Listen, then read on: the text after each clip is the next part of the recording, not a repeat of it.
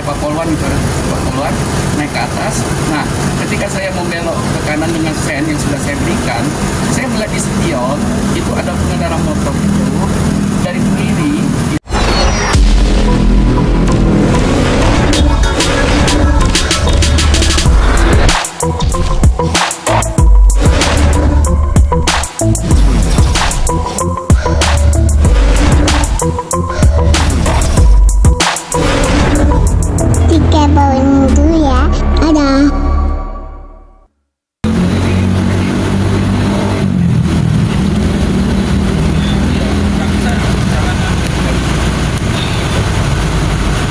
Siang Bang. Siang, Gus. Ya. Gus, bentar Gus. Gus, boleh diceritain Gus kedatangan siang ini Gus ke Polres Jakarta Selatan Gus? Iya, sebenarnya Assalamualaikum warahmatullahi wabarakatuh. Terima kasih. Pada kesempatan ini kami, saya selaku Dewan Pembina AJV juga, KKI, OPI, Organisasi Pewarta Indonesia. Jadi beliau ini, Om Didi ini ceritanya ini mau ke tempat saya, Rawon Bidadari, mau bikin podcast berkaitan PSN, PIK, dan banyak hal. Lalu Om Didi ini tiba-tiba mengalami insiden kecelakaan. Informasi yang kami dapatkan, beliau naik motor listrik ya, naik motor listrik ini kemarin benjol ini di foto videonya, nggak begini, ini benjol. Sebenarnya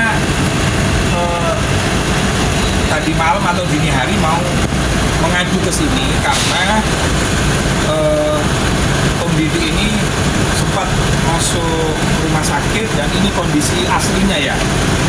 Jadi kedatangan saya ke sini tidak lain dan tidak bukan adalah untuk bentuk edukasi dan advokasi. Nah, makanya karena waktu kejadian itu Bang Nurbek ya, Bang Nurbek ini juga ada di tempat kami Rawon Bidadari. Jadi begitu beliau selaku wartawan atau yang akan meliput Rawon Bidadari, akhirnya teman-teman semua pada ke tempatnya beliau. Itu ceritanya.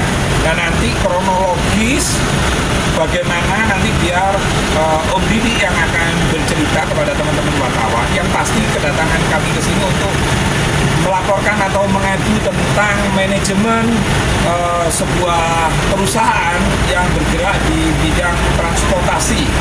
Nah, nanti akan dijelaskan langsung oleh Bang Nurbek sekaligus Om Didi. Mungkin sebelum Bang Nurbek bercerita, Om Didi kuat ya untuk cerita sedikit karena ini untuk mengedukasi, mengadvokasi semua masyarakat yang menggunakan transportasi, termasuk kami juga membela driver ojeknya, hak dan haknya yang menggunakan aplikasi tersebut. Monggo Om Didi bisa bicara ya? Bisa. Iya. Gimana ceritanya? Ya, saya nggak bisa bicara panjang karena kalau bicara panjang itu agak mengganggu di kepala yang pertama ya. Nah, intinya posisi saya itu membawa motor listrik kecepatan antara 15 sampai 20. Jadi dari posisinya ini dari ya itu Win itu yang arah ke Lebak Bulus. Sebelum terowongan kan dari Win ke Lebak Bulus itu dari sepak poluan gitu, sepak poluan naik ke atas. Nah, ketika saya mau belok ke kanan dengan sen yang sudah saya berikan, saya melihat di spion itu ada pengendara motor itu dari kiri ya ke kanan langsung ambil kiri nabrak. Nah, posisi nabrak ini membuat motor dengan saya jauh terpental. Nah, pada saat terpental itu saya berada di jalan dengan luka dan darah dan saya mau bangkit jatuh lagi karena pandangan saya gelap. Di situ kemudian tidak lama kemudian saya ditahan untuk tidak bangkit, baru dipapak ke pinggir jalan.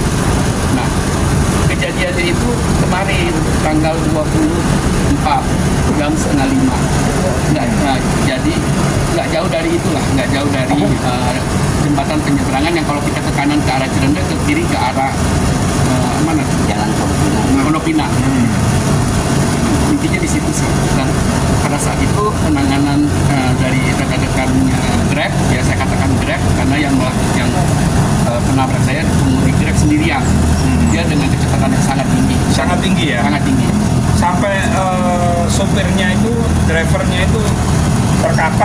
bangun ya? nggak bisa bangun, terkapar Karena dia. terbentur ya, terbentur stuck. Oke, Iya. ya udah singkat cerita itu tadi keterangan dari Om Didi ya. Nah sekarang Bang Nurbek yang saya minta sebagai lawyer ya, sebagai pengacaranya Om Didi, silakan untuk menyampaikan karena kemarin juga ketemu dengan pihak driver ya, manajemen driver. Monggo silakan. Ya, kemarin saya itu sempat menangani karena dari Mas Didi juga melaporkan saya dalam kondisi kecelakaan, benjol-benjol, keluar darah ini masih bekas yang kemarin. Jadi pada saat saya datang, driver Grab itu terkapar. Dia yang dirasakan dadanya sangat Dadanya. sakit, yang pokoknya nggak bisa bangun lah. Karena kalau digerakin badannya itu dia nggak kuat. Maka ya dengan penanganan darurat, ya kan kita pengen segera itu dia ditangani secara intensif. Kita pengen buru itu dibawa ke rumah sakit. Tapi saya coba hubungi lewat online, ya kan puskesmas Lebak Bulus, tidak ada tanggapan, tidak ada respon. Dan bahkan saya sempat menawarkan teman-teman Grab yang di situ di lokasi itu banyak teman-teman Grab di sana itu. Saya menawarkan supaya pakai jasa Grab, tapi justru mereka menolak. Nggak tahu ya alasannya apa, mungkin ini berkaitan dengan tanggung jawab ya kan, atau ya resiko-resiko gitu. Yang pada akhirnya ketika memang sudah agak malam, kurang lebih jam 6:30 kali ya, jatuhnya ke jam 7 itu Ya sekitar 7 jam 7-an. nah barulah di situ kita stopin banyak mobil tuh. Ya mereka rata-rata emang nggak mau. Nah kebetulan ada angkot kosong. Nah barulah ditaikin dengan angkot kosong. Driver Gojek itu. Driver Gojek ya kan, karena memang dia nggak bisa bangun. Nah maka keputusannya pada saat itu ya kita mau bagaimana kan kita harus ada penanganan secara intensif dan sifatnya darurat, maka kita harus segera bawa ke rumah sakit kan gitu. Karena ini berkaitan dengan nyawa seseorang.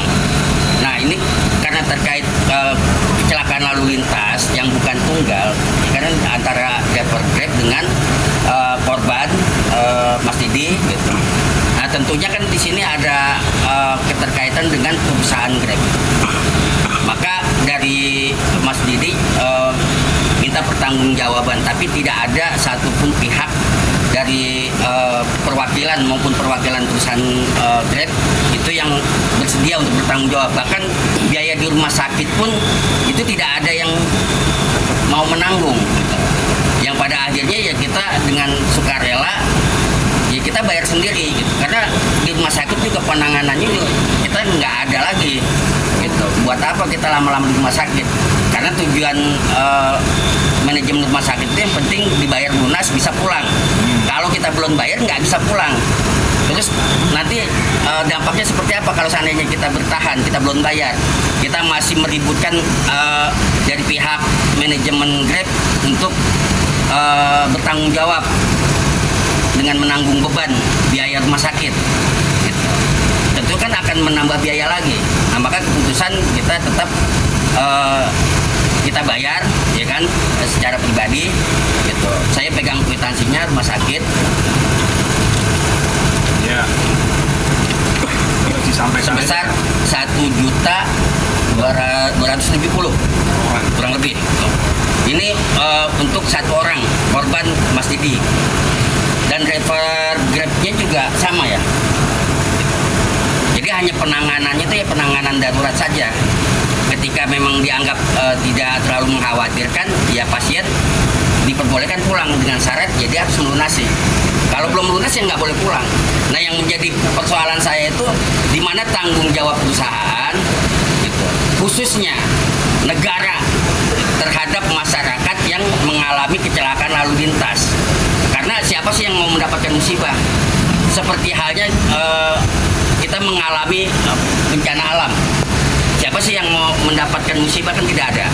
Nah ketika terjadi kecelakaan di jalanan, ya tentu negara ini harus peka dan mau bertanggung jawab. Artinya jangan sampai dipersulit segala urusan, baik itu penanganan perawatan intensifnya ya kan, maupun biayanya dan lain-lain. Jadi mungkin dengan maksud tujuan kami datang ini mendampingi Mas Didi, ya kan, saya sebagai lawyer dan Ketua Umum dari Barisan Pesantren Nusantara, Jarofi akan membuat laporan pertanggungjawaban terhadap perusahaan Grab. Mungkin itu saja dari saya. Ya, Terima kasih. jadi ini bukan nilai nominal ya. Kita mengantisipasi jika ada kejadian yang serupa, kemudian driver ini tidak mendapatkan backup daripada perusahaan, maka ini akan berdampak yang bahaya ketika sopir Grabnya, mohon maaf, hidungnya pas-pasan, terus yang mengalami musibah juga pas-pasan. Bisa-bisa tidak bisa pulang dari rumah sakit. Ini masih dalam kecelakaan. Nah, mungkin dari teman-teman wartawan yang mau